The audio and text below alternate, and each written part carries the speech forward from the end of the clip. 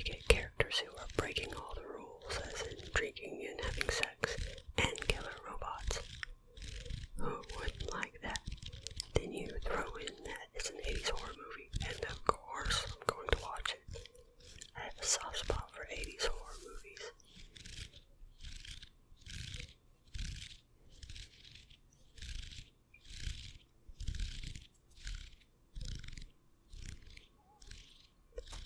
Chopping Mall was released on March 21st, 1986, directed by Jim Wynorski, written by Jim Wynorski and Steve Mitchell, starring Kelly Maroney, Tony O'Dell, and Russell Todd.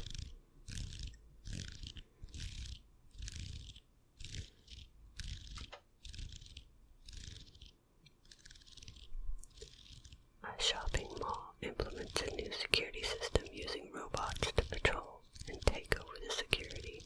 Meanwhile, a group of young mall employees plan a party after hours who end up getting trapped when the security system malfunctions, turning the robots into killing machines.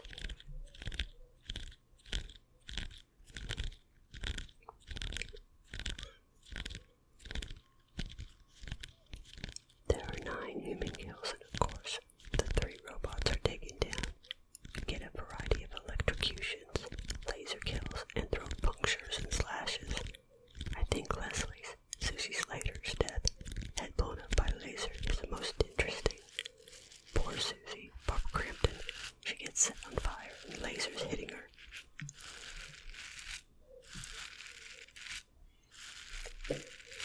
Just be aware we have partial nudity from Susie Slater and Barbara Crampton, i.e. they're topless, plus a couple of sex scenes, as well as one of the technicians is looking at partially nude magazine pictures.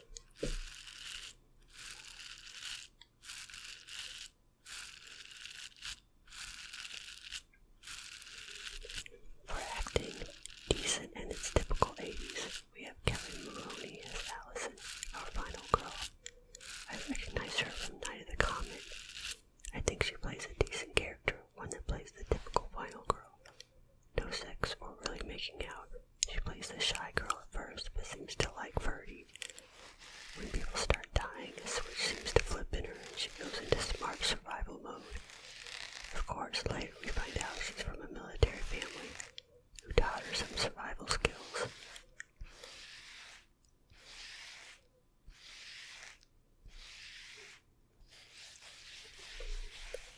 Barbara Crampton, beloved Scream Queen, plays Susie, who introduces Allison to the group. She plays the typical young person, though a bit annoying at one point. If they would have followed the plan, the remaining girls might have survived, but Susie freaks out and gets herself killed. Crampton is known for quite a few movies. Some examples are Reanimator, From Beyond, several Full Moon features, You're Next, and the recent Jacob's Wife.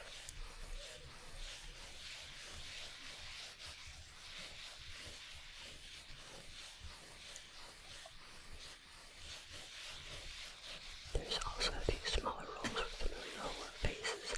Paul Bartel, seen in 1978 Piranha, 1982 Trick or Treats and Killer Party. Barry Warrenoff, seen in Night of the Comet, Terror Vision, and Devil's Rejects. Dick Miller, seen in 1959's A Bucket of Blood, Piranha, Night of the Creeps, and Tales from the Crypt Deep in Night. As a side note, Dick Miller has been in a ton of movies. I was shocked at how many. He started in the 50s and last noted acting job was in 2019.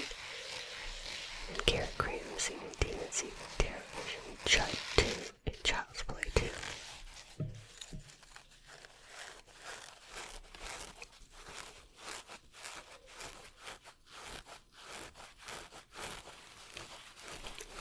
You start the movie with the company giving a presentation to several employees of the mall.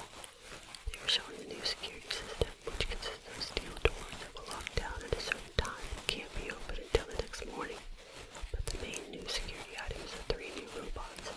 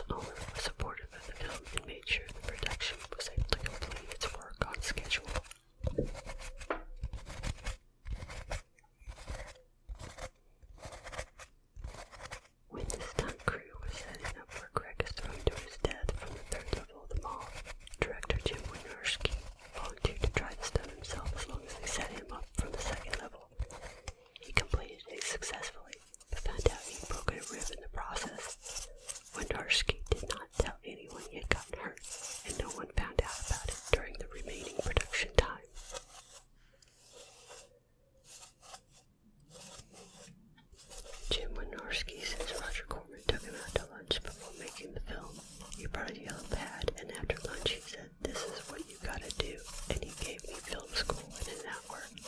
Everything I learned in film school didn't count, but what he said made a lot of sense.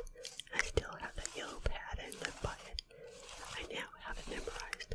Many do's and don'ts.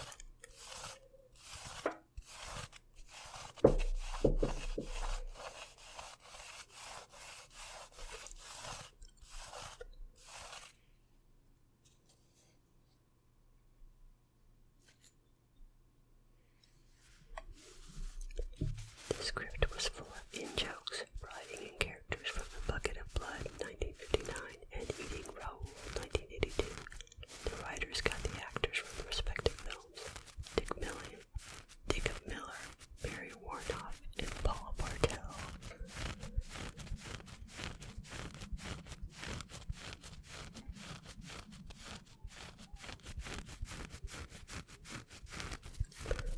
Jim Wynorski admitted that Barry Warnoff and Paul Bartel ad-libbed the bulk of their parts.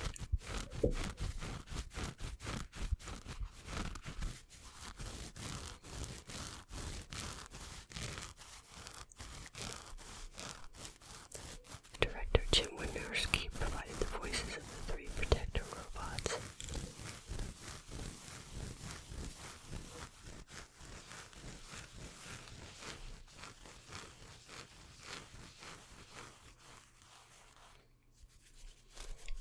At least two different versions of the film exist. The TV cut has some extra footage, such as a small homage to Attack of the Crab Monsters, 1957, extended scenes of Ferdy and Allison watching TV, some aerial shots, and an extension of one of the Ferdy-Allison scenes. No official source offers this version.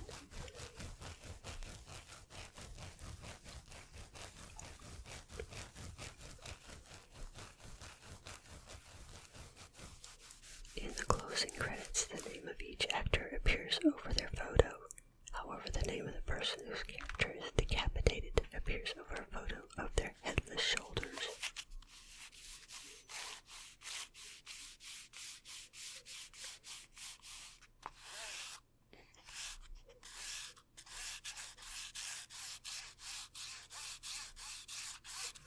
Now for my ratings out of 5.